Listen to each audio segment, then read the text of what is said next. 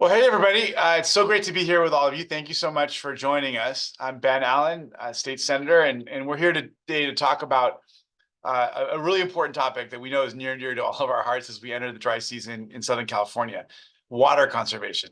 Now, after a second consecutive winter of very powerful storms, atmospheric rivers, all the rest, we got, of course, above average precipitation throughout the state. Thankfully, our state's immediate water outlook looks pretty positive. As of today's date, our state's reservoirs are holding something like 120% of their historic average volume. But we know that so much of our water supply, including the water that fills our reservoirs, it's dependent on spring and summer snowmelt from our mountains. At the beginning of April, which is normally when snowpack in the Sierra Nevada and the transverse ranges reaches its annual peak, our statewide snowpack has recovered to more than 110% of its historical average, despite a very slow start to the winter season this past December and January. In fact, our statewide drought severity index is now at its lowest point in 13 years, with just 2.7% of the state experiencing abnormally dry conditions. So that's all great. Given all this, you may be wondering, why do I need to worry about conserving water if we're not currently in a drought? Well, while we've been very fortunate these past 2 years, the reality of our warming climate means that we cannot expect the good times to last for long. Despite the respite offered by the past 2 years, broader trends paint a more negative picture as we look toward the future. Climate change, as we know, is fueling widespread aridification across the American Southwest, which means that drought conditions will become more frequent and more severe in the years to come. Even in wetter years, more precipitation is expected to fall as rain instead of snow due to rising temperatures, which will make water storage much more difficult up in the mountains, while necessitating significant upgrades to our storm capture infrastructure. In fact, there's a recent study that was released last year by researchers at UC San Diego that projects that at our current rate of warming, annual snowfall in the Sierra Nevada could decrease by anywhere from 40 to 70% by the second half of the century. And that is bad news for us. So simply put, water conservation has never been more important in California. It must be at the forefront of our climate mitigation efforts. Over the past several years, I've been working, doing a lot of work with a number of other folks, not only to just strengthen our water infrastructure and also mitigate climate fuel threats to our water supply, but also to modernize the laws that govern our ability to do so in the first place. Compared to most other states, California actually has a pretty fragmented and inefficient water rights system that often complicates our conservation efforts. Those who divert surface water from state waterways to use on adjacent lands don't need to obtain prior approval from state water regulators to do so, nor do users who divert water for shipment and application away from a waterway, if they or their predecessors claim to have secured their appropriative water rights from before 1914. I mean, only those California appropriators, these water rights takers, who've perfected their water rights after 1914 are required to comply with the permit system that's administered by the State Water Board. Now, as incredible as it may seem, this means that a large percentage of the current California water users operate solely on the honor system. And one of the challenges here is that we've got a lot more water rights than we have water in this state. So to remedy this and to ensure that we're accurately accounting for every drop that can possibly be conserved, I introduced SB 389 last year to address and put to rest any ambiguity regarding the Water Board's power to require water users to verify their water rights claims, regardless of whether they're subject to the board's permitting system. The measure was signed into law by Governor Newsom last fall and now explicitly gives the board the authority, which most observers believed it always had, to place that burden of proof squarely on the private users who assert those rights. The law also has teeth. It allows the Water Board, upon investigation of a water rights claim that it ultimately finds to be undocumented or otherwise defective, to declare the offending water users' continued diversion and use of the state water to be an illegal trespass. So our bill, SB 389, explicitly places the responsibility for demonstrating the validity of a claimed water right on the private water user. And that's as it should be, considering that longstanding California water law also explicitly provides that the waters of California are a public resource incapable of private ownership. So this bill, SB 389, it's part of a broader effort by the legislature in recent years to reform and update our state's water laws. In 2022, AB 2108, which was authored by current Assemblymember Speaker Rivas, required California state, regional, and water boards to undertake water justice outreach efforts to tribes and other underserved communities. That same year, my own SB 1205 explicitly directed the state board to consider the effects of climate change when reviewing applications for new and modified water rights permits, because the old practice of using historical data simply it's instructive, but nowhere near as much as it used to be, given the realities of climate change and how much it's impacting and changing our hydrology. Just last year, Assemblymember Rebecca Bauer-Kahan introduced AB 460, which would grant the board the authority to issue interim relief orders to halt water use practices that violate state conservation mandates. Similarly, my colleague Buffy Wicks from the State Assembly introduced AB 1337, which clarifies the board's authority to curtail all surface water rights when necessary to achieve water conservation goals in terms of state in times of state drought. This measure passed the Assembly. It's currently under consideration in the Senate. You know, they're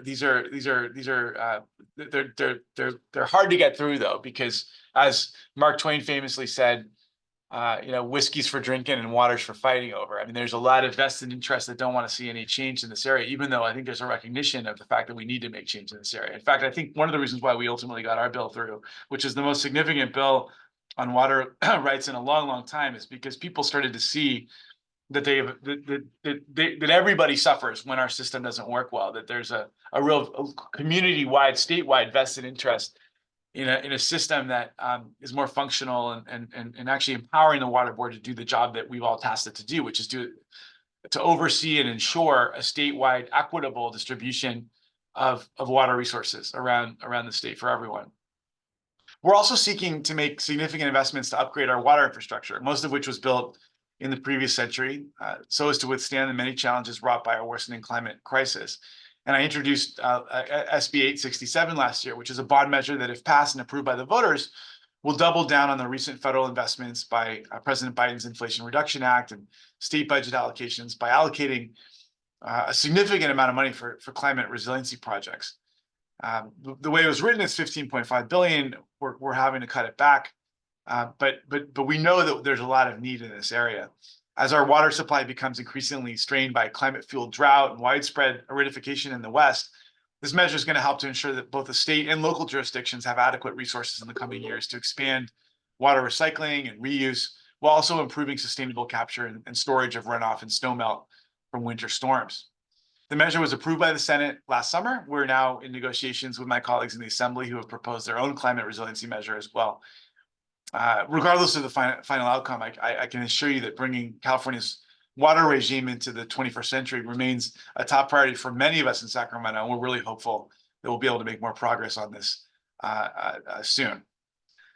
Now, that being said, we're all here today because securing our water supply in the age of climate change is going to take all of us doing our part. And to talk in more detail about the state of water in California, as well as some strategies and programs to conserve water at the local level, I want to just ask you to join me in welcoming the board president of Las Virgenes Municipal Water District, Jay Levitt. And I just want to say, Las Virgenes is a real leader in innovation in this space, and those folks. I just want to thank the staff and the leadership there for its hard work in this really difficult area of work. So let me turn it over to you, Jay.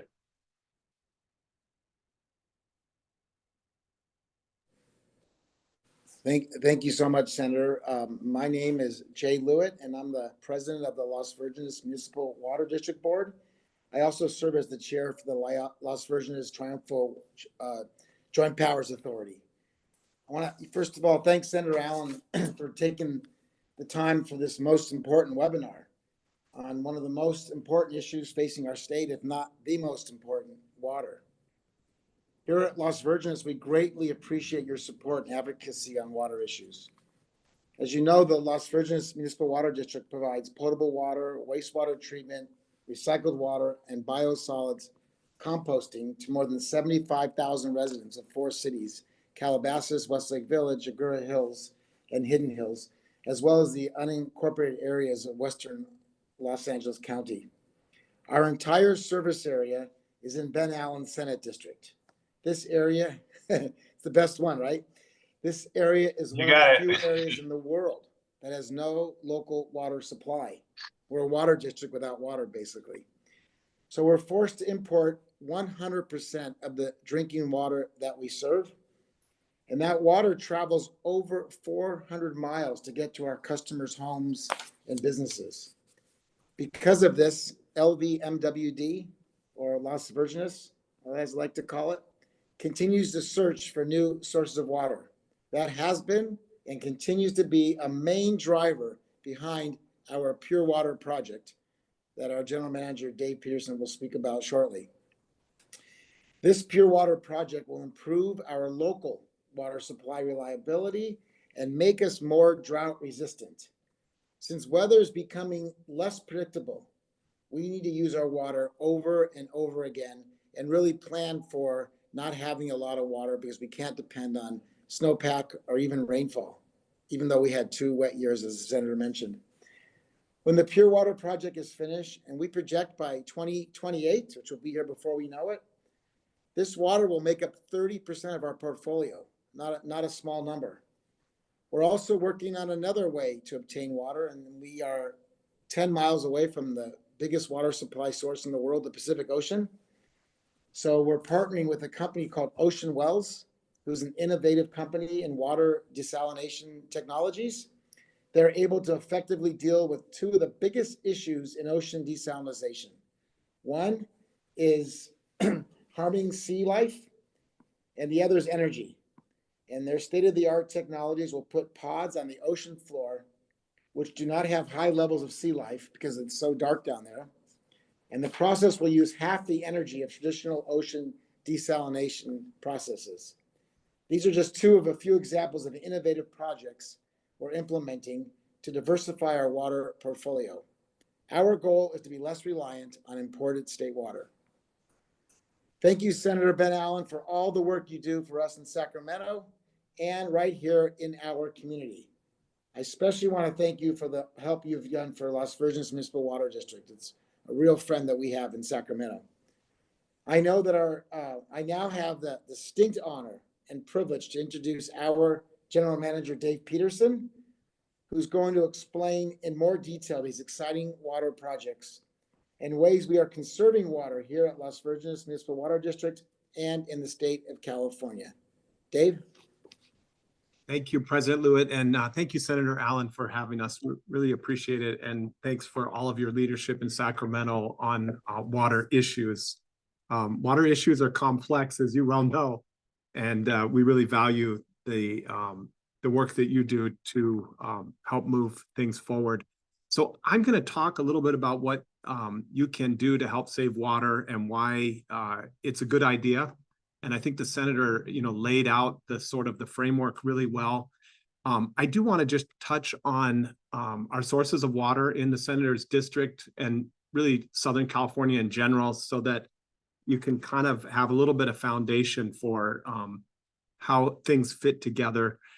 We have 3 main sources of water, and that is 2 from imported sources. That's the State Water Project that comes to us through the California Aqueduct, and that is coming from the Northern Sierra.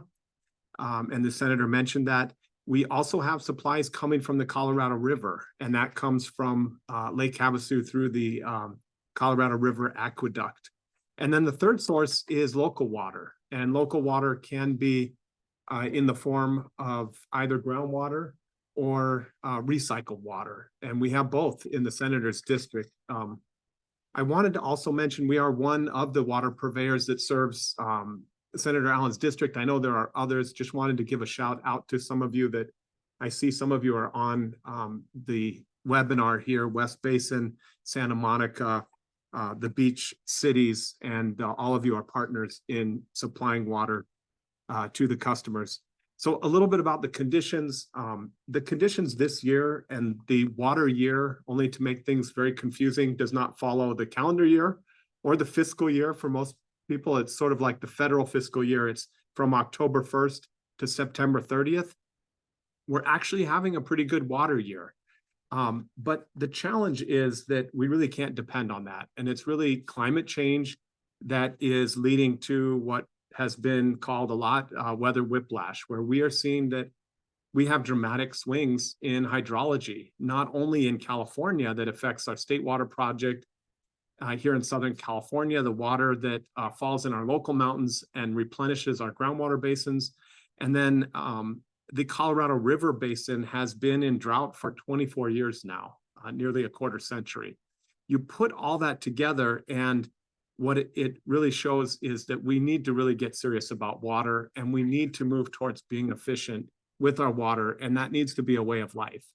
And this was an effort that originally Governor Brown, when he was in office, laid out a framework called Making Conservation a California Way of Life, and it has stuck. There was a 2-bill legislative package in 2018 that laid out the framework for this policy, and it is currently working its way through the regulatory process now that will establish standards that will apply throughout California to all of the water agencies in meeting certain targets for being efficient with their water. So that is one good reason to do it. The need for reducing our water demands, which will stretch our supplies further, help us carry through times of drought. The other reason is it will save you money. And if you're using more water than your property really needs, it's really just wasting the water, and it's also costing you more. And so being efficient is economically a good thing. And you will hear frequently that the lowest cost water is the water that you can save and don't use. So I wanted to just outline a few of the really great programs that both we have at Las Virgenes and you will find in the service area throughout Southern California. We are a metropolitan member agency. What that means is that we buy our water from Metropolitan. Metropolitan is the regional importer of water for all of Southern California. And they have a variety of programs that are available through Metropolitan and that we make available, as do our partners like West Basin, Santa Monica, and the beach cities. So number one, and I would say probably the most effective technique and strategy to reduce your water demand is looking outside, outdoors.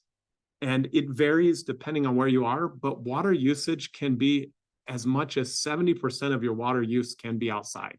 So if you think of it in my district, Las Virgenes, we tend to have larger properties, a lot of outdoor areas, and it breaks down to about 70% outdoors, 30% indoors.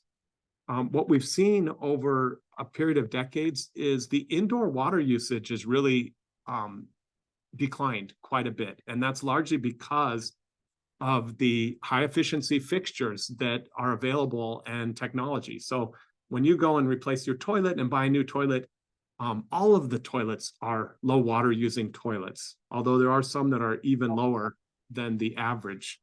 So a lot of the indoor work has been done, and I don't want to minimize the importance of it because it is important, and I'll come back to it. But I really think the biggest opportunity is outside, and it's looking in your yard and your garden and making good choices about the plantings that you have. And so really this is about what we call landscape transformation. And, you know, people sometimes think, well, does this mean I need to turn my yard into a rock garden? And the answer is absolutely not. You do not need to have a rock garden. If you like rock gardens, you can do that. But there are lots and lots of choices of beautiful, climate appropriate and drought tolerant plants that you can put in your yard. You can make your yard look really beautiful and attractive. You'll have plants that don't require a lot of maintenance and need very, very little water. And actually, these are the kind of plants that attract pollinators and bees and really support the biodiversity that makes our state so amazing. So putting in climate appropriate plantings is really a good thing. Looking at your high water using plantings, and that's generally going to be your lawn. So turf grass is about the highest water using plant that you can have. And also if you have like a pool basically that's uncovered evaporates about the same amount of water as your turf grass will use, if that gives you kind of an idea. So transforming your landscape, I know it's challenging, but there are a lot of resources to help you do it. One is Metropolitan has a landscape transformation program. They will pay you to do this. So it's $3 a square foot. So for every square foot of turf that you remove, you can apply and you'll be eligible for $3 a square foot to replace it, and to replace it with a climate appropriate planting of your choice. If you are able to plant trees, and planting trees is really a great way to re-landscape, you can also get a rebate of $100 for each tree, up to 5. So right there, you can get $500 and plant 5 trees, which is pretty amazing. Trees are great. They create shade, help to reduce evapotranspiration, and can just make your yard look really great. So that is kind of probably the first place I would look. The other thing I encourage people to do is go find your irrigation controller. And what I find, I'm stunned when I find out a lot of people do not know where their irrigation controller is, and have never actually opened it up and looked at it and taken control of it and set it themselves. Frequently, you'll find it in your garage. And in fact, when you look at it, a lot of times people will say, oh, that's what that is. I never knew what that box was. But it's generally, you'll find it, it's a box, it will be in your garage, or it will be outside of your garage in your yard. It controls when your sprinklers go on and off. And it really is the most important determiner of how much water you're using. And when you look in there, and if you find out that your landscaping is being irrigated or watered every single day, and in some cases for extended periods of time, it's really not doing a good job managing your water. And in fact, a lot of that water is running off and going into the parkway, into the streets, and actually causing pollution by causing excess runoff and picking up pollutants and bringing it into our storm drains. So what you want to do is get a look at that controller, figure out how to use it. It's not very difficult.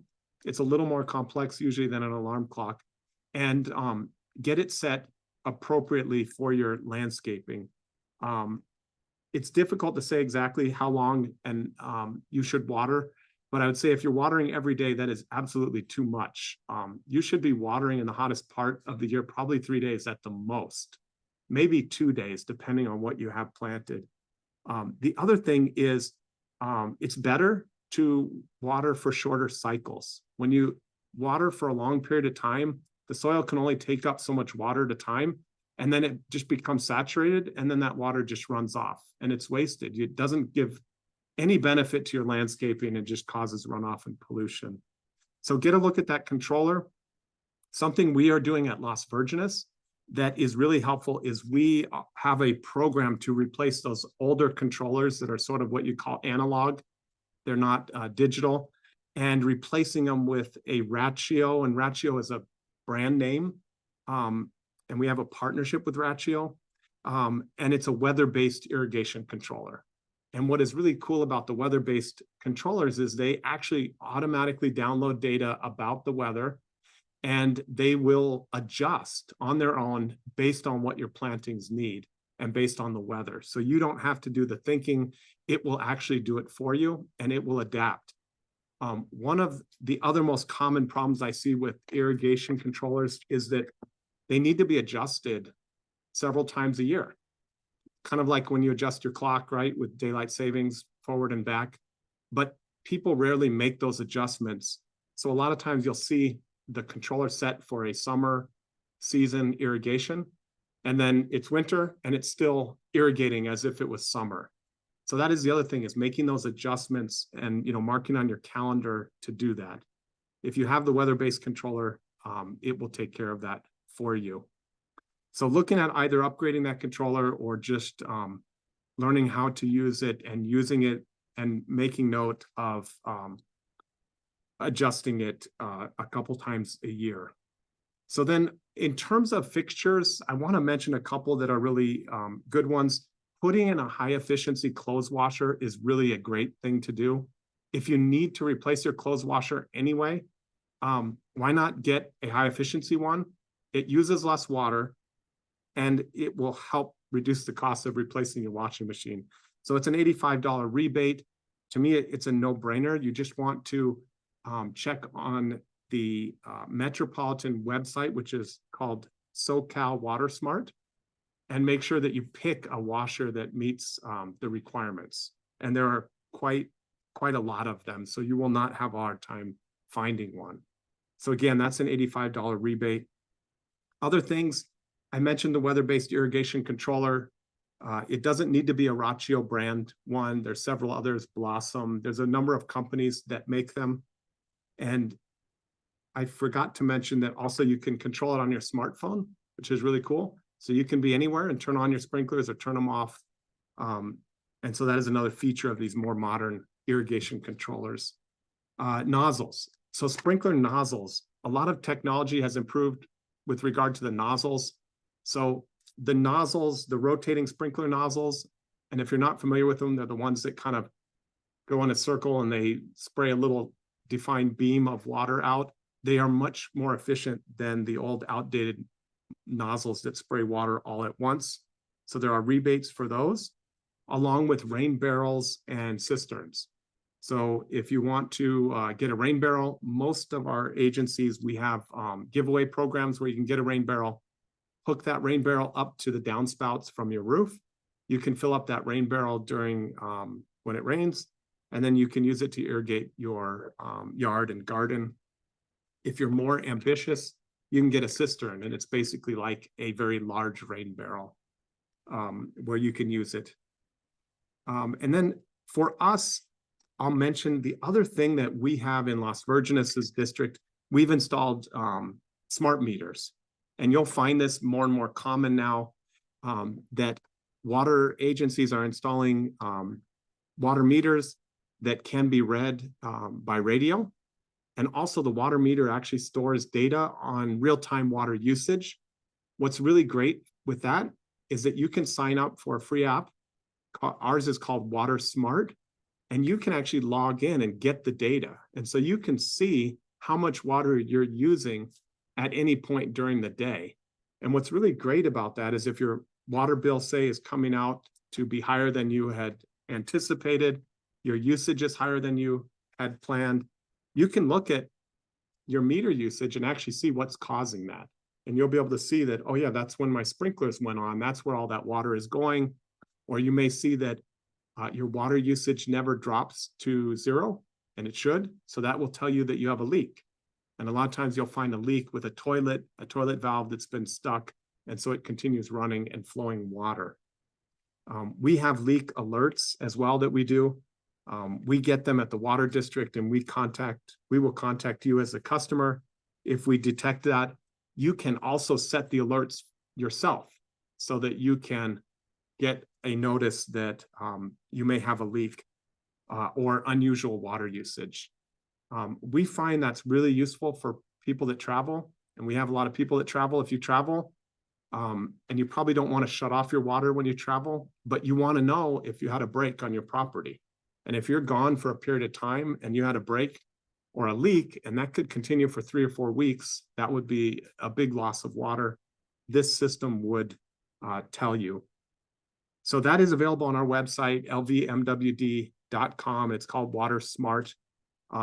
Many of our colleagues, they have similar systems that you can log into. So I gave a pretty good overview of the water conservation techniques. I know we do have some questions, and I wanted to make time for questions. But one other thing I would just say is, depending on where you live, I would recommend your first place to go to look for the opportunities is your local water agency. So whoever you pay your water bill to, if it's Las Virgenes, great, come to our website. But if it is the city of Manhattan Beach or El Segundo, or whoever it is that provides your water, go to their website first and look at the offerings that they have. And then also I would recommend that you go to Metropolitan's conservation website, SoCal Water Smart, because those are all available to all of you in the senator's entire district. So if you go to those two places, you will find the latest and best information on conservation and incentives and rebates. So why don't I stop there? I think Senator, I think you had some questions, and we can get to questions. And yeah, sure. I didn't cover, then maybe you can prompt me. No, I appreciate it. Thank you so much, Dave. That was great information, and very, very informative, very interesting.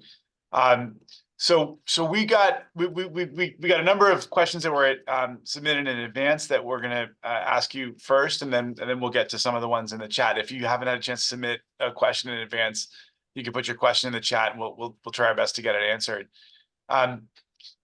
Okay.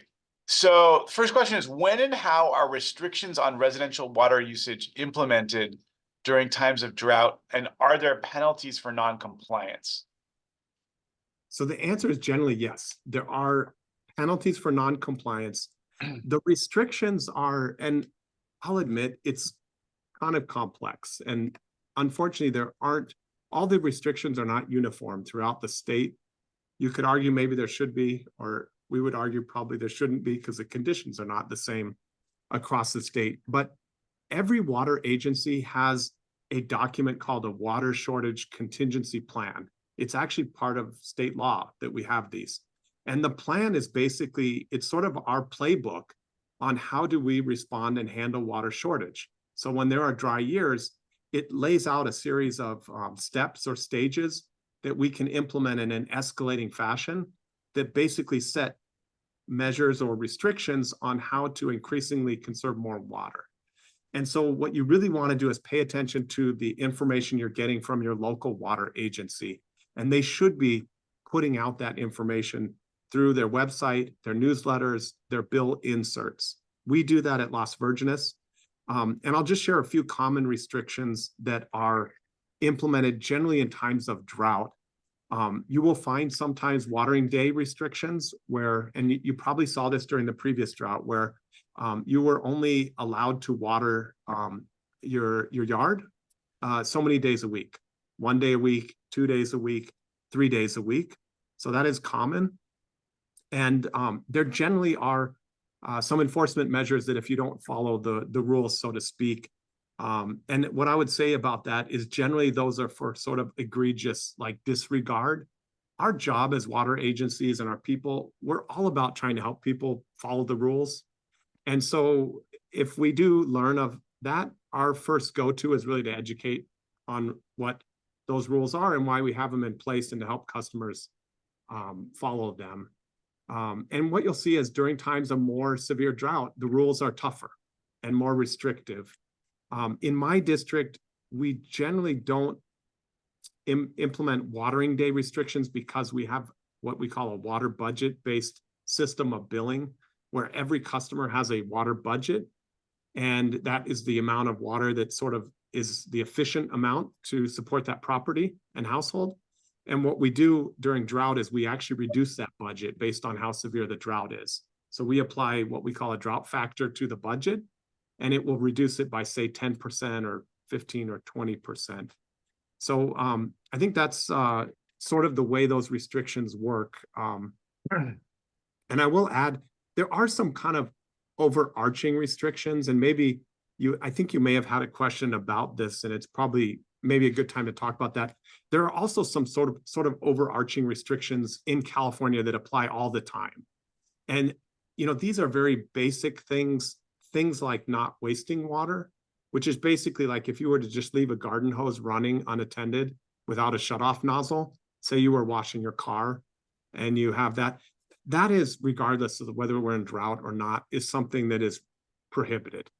Having your sprinkler system where you've got a broken sprinkler, or let's say you have a sprinkler that's turned entirely the wrong direction and only spraying into the street, that is also causing excessive runoff, where you've got these little urban rivers that are running down the gutter and you can trace them for miles.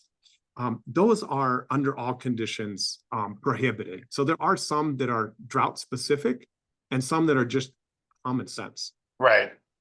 But the restrict, because there was another question in the chat about, why are you putting restrictions instead of increasing the water supply? I mean, the only restrictions during times where we don't have drought are the sort of common sense restrictions that you just described. Is that correct? That's right. That's okay. Absolutely right. Okay. Yeah. Okay. All right. Here's another question. So I see a business or neighbor wasting water all the time. What should I do? Report them? All right, this is what's the answer to this one? Yeah, so I always say, and we get this question a lot. I say, yes, report them.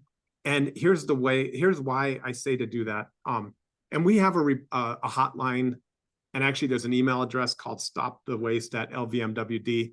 You can send a photo. You don't even have to put any wording in there. You can just send the photo and we can geolocate it and figure out where it is.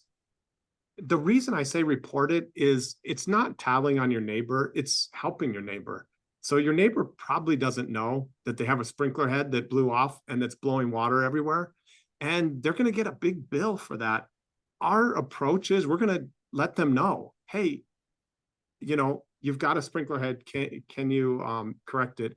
And so all of us are that way as water agencies. Our go-to, as I mentioned before, is not to write a ticket. That's not what we do. That's not our business. That's not how we make revenue.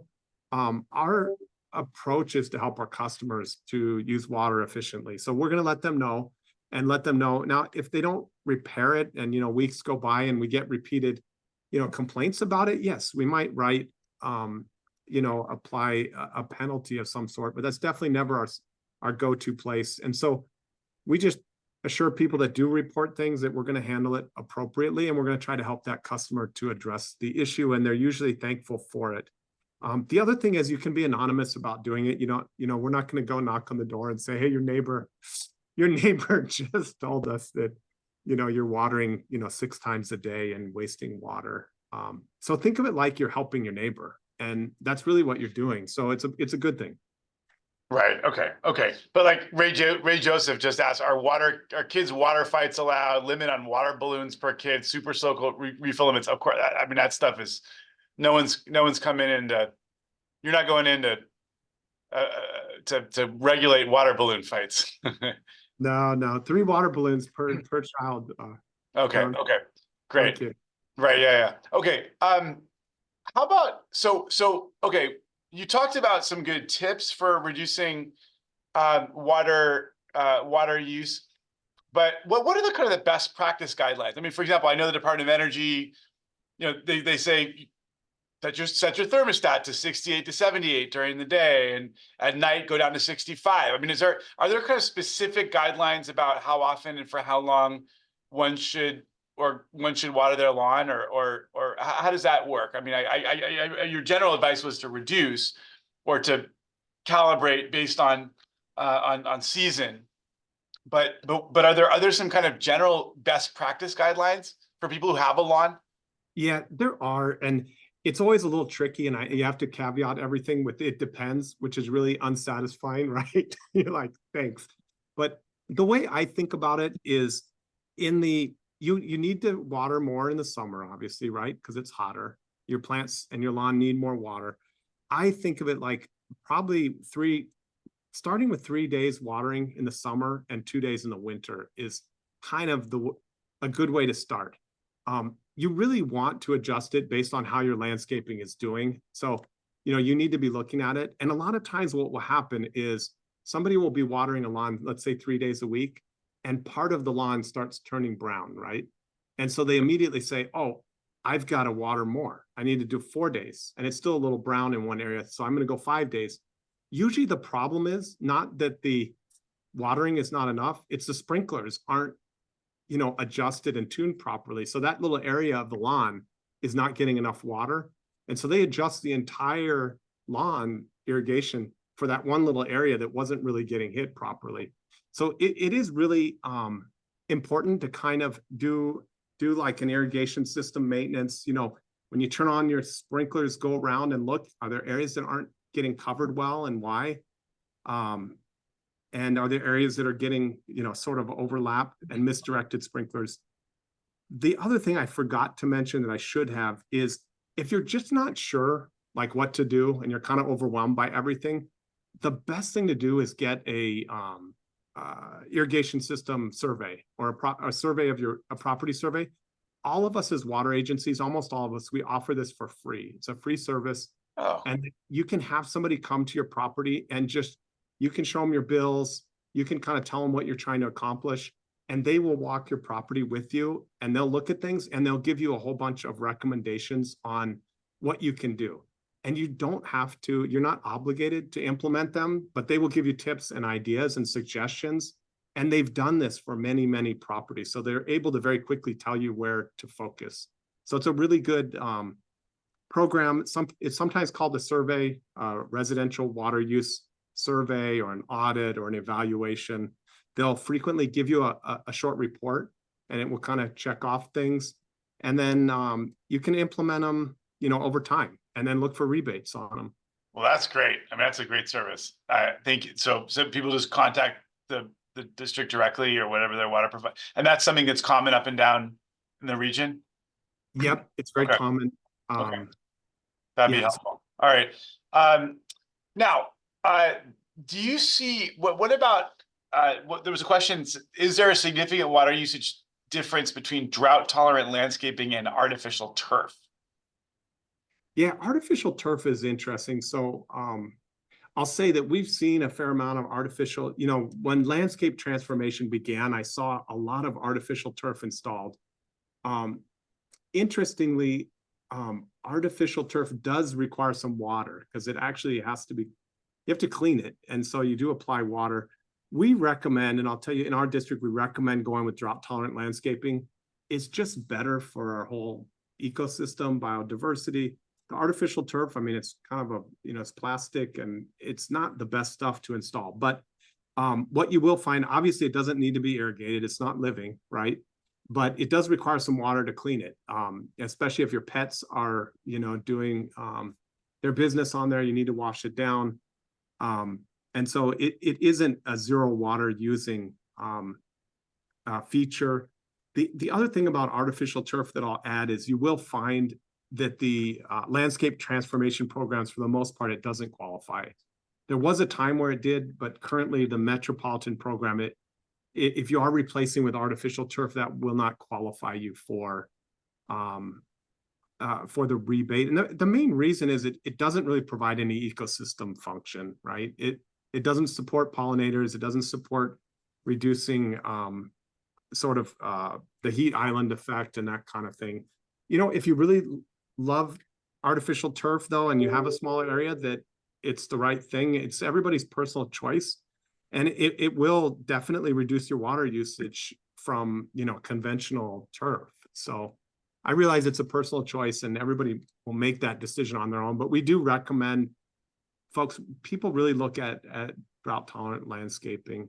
And the thing I always think of, if you do want and need a little bit of turf, keep it. There's nothing wrong with having a little bit of turf. You don't have to remove every single bit of turf, but just really reduce it and add the drought tolerant landscaping. It will add a lot of color and beauty. And you can add like a kind of like a dry riverbed, like a rock meandering dry riverbed that can really look really attractive. Vanessa's been posting things about some sort of like Sacramento Delta grass that's engineered to be low water, or those types of sod, or are there any particular types of turf out there that you've been coming across that is particularly good in this space, so that it's drought tolerant, but it's also turf? If people want the turf experience, it's natural. Yeah, that's a great question. Yes, we do, and we found it's actually a grass called carapia, and it's very similar to a turf grass. We have it actually at our headquarters, and I'll mention too, we have at our headquarters building a demonstration garden where we have all these like native plantings, including this carapia, and it's a low water using turf alternative. It's great for playing on, but yet it uses like a fraction of what normal turf grass does. So with these demonstration gardens, and our colleagues have them as well, the benefit of going to check out a demonstration garden is that you can go there and figure out what you like. So you can see a plant and you can say, I really like that one, or I don't like that one. And there'll be, like in our garden, QR code, and you just put your camera on the QR code, and it will tell you the common name and the species name. So when you go to the nursery, you can say, hey, I want this plant, and then you can plant it. And we have also kind of themed areas where, like, there's wildflowers, or there's succulents, or there's different types of plants. And so you can kind of piece together something that really matches what you like. I see there's a question about how to spell Carapia, and it's not like it sounds. And I'll try to get that for you. All right, yeah, see if someone can pull it up. So Gus has asked a couple of questions that are kind of specific to your work. One was, I saw something about maybe describing your recycled water program. Oh yeah, and then the other one was about whether the water district or any local nurseries provide free mulch or compost for the landscapes. Yeah. Well, the second one's a softball question for me because we do. But Okay. And you know, I'll cover that one first in that adding mulch and sort of soil amendment is a really great way to do two things. It kind of captures the soil moisture and keeps it in, which helps the soil prevent it from drying out. It also helps, believe it or not, it helps with the weeds, that weeds don't grow, and it provides nutrients for your plants. We at Las Virgenes have a composting plant. So we're a water and wastewater provider. We generate biosolids from our wastewater treatment. We compost that. We add a wood chip amendment, and we make a compost. And that compost we give away to the community. Actually, we give it away to anybody and everybody. It's not limited to our service area. And it's a really high quality soil amendment compost.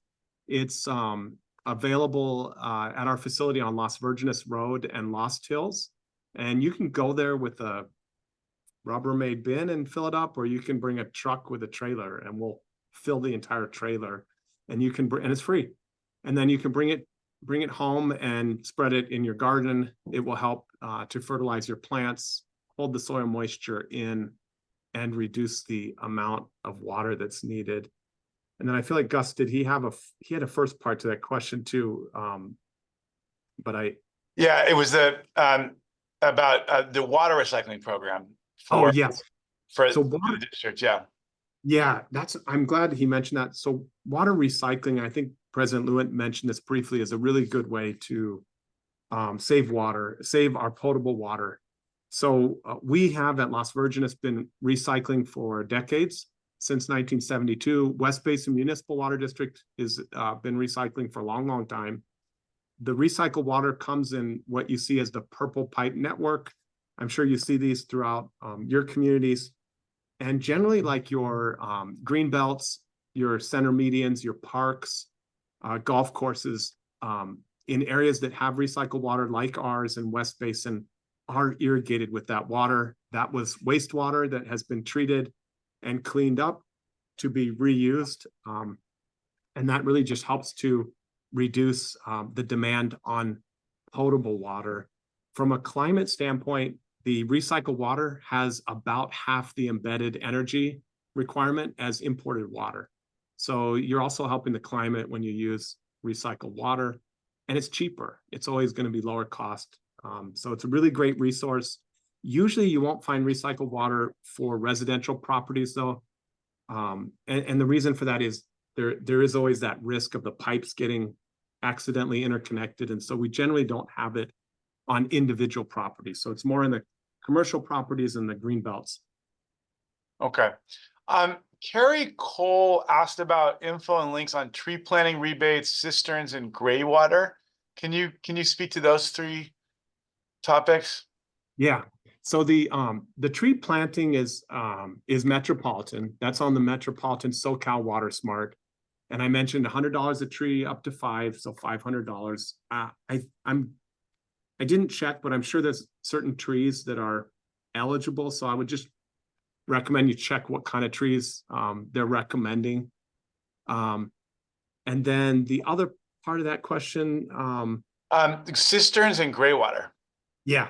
Okay. Cisterns as well. Those are also on SoCal Water Smart. And they're lumped together with rain barrels. So you'll find rain barrels and cisterns together. There's sort of, it depends probably on the size and all that kind of stuff. Cistern is a little bit more complicated to install than a rain barrel. But certainly a good way to save water and capture it onto your property. You know, the other real benefit of the rain barrels and the cisterns, aside from the water that you save, is you're preventing that runoff on your property, right? And so there is this real important connection between, you know, capturing water and preventing runoff that then pollutes our waterways. And so you kind of, with a rain barrel and a cistern, you get that 2-for-1 benefit. You capture the water that you can use. You don't have to pay for that water. And then also you prevent that runoff from your property that eventually picks up all the pollution that's in our streets and flows into our waterways. And then gray water. So gray water is a little trickier. And I would suggest you talk to your water purveyor about that. In our district, Las Virgenes, we don't have a real big gray water program. And just to explain what that is, a gray water system is where basically you would capture water that, say, is the water from your clothes washer or from your drains in your house, like let's say the shower drain, and you capture that and then use it in your garden, right? We at Las Virgenes, we already capture all of the wastewater and we recycle it all. So we are, in a way, already recycling the water. And so we're not really pushing hard for gray water systems, but we certainly will support customers if they want to do that. And there's some tips, guidance on how to do that. And we can help you with that. So I would say contact your local water purveyor about that if you want to do a gray water system. It's kind of one of the more, it's a little more in the advanced area. You probably want to have a plumber help you with that. And there are some permitting requirements around gray water that you should be aware of. But are there's some incentives too? There are some incentives, and you know, I don't believe it's a metropolitan incentive right now that I'm aware of. So okay, it may be a little bit depend on the area that you're in, and we do not have one at Las Virgenes. And the main reason is just because we're already recycling our water, and so it's sort of, you can capture it on your property, or we can capture it and recycle it on your behalf. okay. Yeah, as Carrie mentioned that she lives in the district. She's interested in L2L gray water. Yeah, and I would just say contact us. We will definitely help you and connect you with the right resources. Gus has posted graywateraction.org as a great resource too. So maybe we can repost that, Davis. Perfect. Yeah, perfect. And thanks for the Carapia, I think it looks like. Yeah, Carapia, Kurapia. Yeah, it's kind of a genetically engineered plant. It is a little bit on the expensive side. The other thing I'll mention about these native plants and climate appropriate, if you're working on a budget and trying to do it, you can find a lot of native plant giveaways. And we do that. And a lot of your water agencies will do that. So if you're wanting to do that and trying to do your transformation on a budget, look for those native plant giveaways and take advantage of them, because you can get these plants for free and then plant them. So it takes a little more time to kind of collect them doing that, but it's a good way to do things on a budget. The other thing is there are nurseries that have, you know, most all of the native plants. And it's kind of a little bit better selection than going to your local, you know, Home Depot or Lowe's garden section. Gotcha. So Ray's asking a question about cities, well, or folks making people install water recapture systems for new construction. Is that a what are the rules on new construction with regards to the installation of water recapture, either for residential or commercial, that you might be aware of? Yeah, so I know it's generally not a water district policy. That's usually a you know, a municipality thing. I think here it's saying Hermosa Beach, if I'm reading this right. What I'm thinking that probably is some kind of low impact development policy or ordinance that's local. Most of the municipalities are what you call the land use agency, and they, you know, can set ordinances and policies about building new properties, and they may require that a certain amount of that stormwater or runoff is captured on site. I mean, that is kind of the modern and more, environmentally friendly way to build is, to try to capture the water that falls on the property on the site. And so that could be what that policy is getting at, but I'm not sure about the specifics on that one. It sounds like it was an expensive capture system for a relatively small area. And so I think just looking at options would be helpful. Oh, he's saying coastal commission. Have you heard of anything of the coastal commission stepping in on things like that? That's interesting. Yeah, I did not know that. And I would be a little bit surprised by that, but I don't know for sure. It's generally though the local municipality that set building standards, and most municipalities will have low impact development standards. Right. Okay. Well, look, Dave, this has been super, super interesting. I'm sure people will have additional questions they may want to ask us. So please don't hesitate to email us at davis.hahn@sen.ca.gov. Davis will post it in the chat as well. So he can field questions if people have additional questions that they want to fire off to you, Dave, or others at the water district. But this has been super helpful, and you've given me some things to think about as I'm thinking about my own home. So these are real common sense tips you've been able to give us. So thank you. Thank you everyone for being a part of this webinar. We're going to post it on our website. So anyone can go back and watch it. If you missed something or you want to review a particular aspect of it, it'll be up in perpetuity on our website. But I do want to just thank you, Dave, for taking the questions and for your thoughtful answers and all the good work you're doing, quite frankly, ensuring that we have a more sustainable water future. I mean, we know, some other parts of my district are able to access other parts of the water system. But unfortunately, much of the area you serve doesn't even have a natural aquifer, and it's subject to the state water project. And there were times where that was threatened to be cut off altogether. So, the work that you do in ensuring that we have good water conservation efforts in place is such an important part of the long-term sustainability for water in the area. So thank you everyone for participating, and have a really good evening. Thank you, Senator Allen.